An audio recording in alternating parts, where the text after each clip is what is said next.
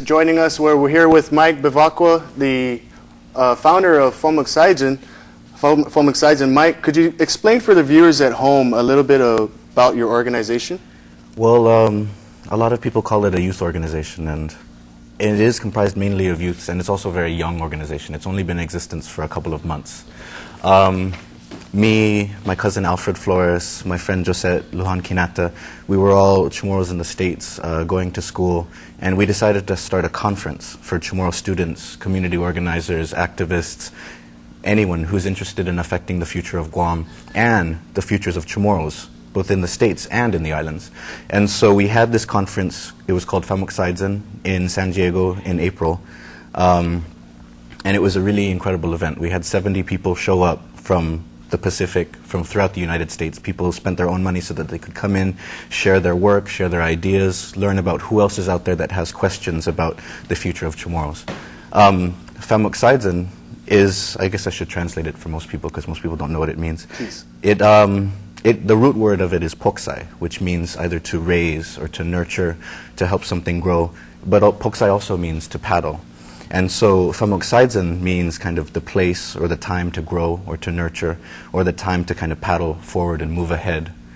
And so right now we're developing our mission, but we've already had a number of events where we try and gather more young Chamorros, more activists who are interested in decolonization, language and cultural revitalization, just all these sorts of things, which young people today, which most people don't think that young people are interested in. We're very interested in proving that wrong. Okay, now in regards to the military buildup on Guam, what are some of the potentially damaging effects that the military buildup would have on our island? Well, politically, the most obvious is that the increase in the military presence on Guam will hinder most prospects for decolonization for Guam, because the more military you have here, the increased value it has to the United States.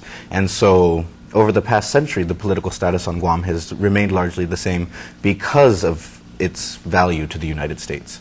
Whereas if you look at the other islands throughout Micronesia, they were put into a process of decolonization because although they were strategically important, they were not as strategically important as Guam.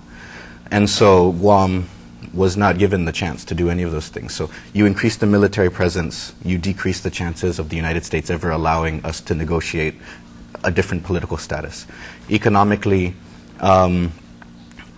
prices are going to go up all over. Rentals, housing costs, the cost of living, it's going to shoot up because you're going to have tens of thousands of people that are becoming on island, which are basically flushed with cash compared to people here because they get overseas pay, overseas housing allowances and stuff.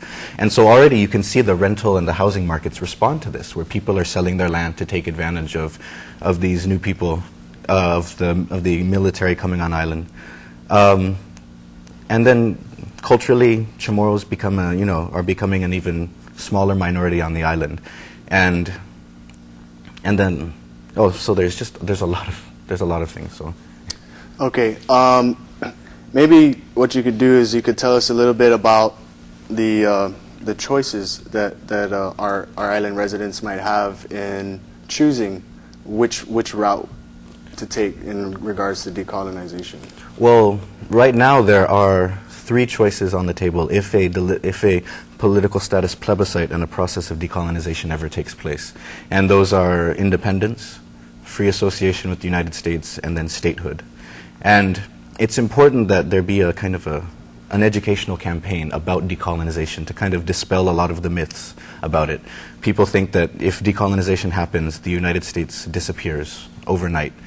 And most people associate the United States with everything on island, with money, prosperity, indoor plumbing, with electricity, with happiness. People associate the United States and say that without the United States we can't have any of those things, and that's not true. That's not true in any way. The United States could not disappear overnight even if it wanted to. So it's important to get past that and to say that, so decolonization, if ever happens, it will be based on the desires of those who vote. So it'll be primarily based on the desires of the Chamorros and what they choose next for political status. But then as to the mechanics of it, as to what happens next in terms of the government, the economy, education, public works, that gets negotiated if the United States sits down with the representatives of Guam to choose how, is there a transition period? How much money can Guam expect during this transition period? What happens to citizenship? What happens to the federal monies that Guam's currently getting? Okay. If that ever happens, then that gets negotiated. So right now, because the United States constantly defers or puts off any prospects for decolonization, we don't really know. Okay. Thanks, Mike. Stay tuned. KUAM News Extra continues after the break. Local author Victoria Leon Guerrero joins us in studio. We'll be right back.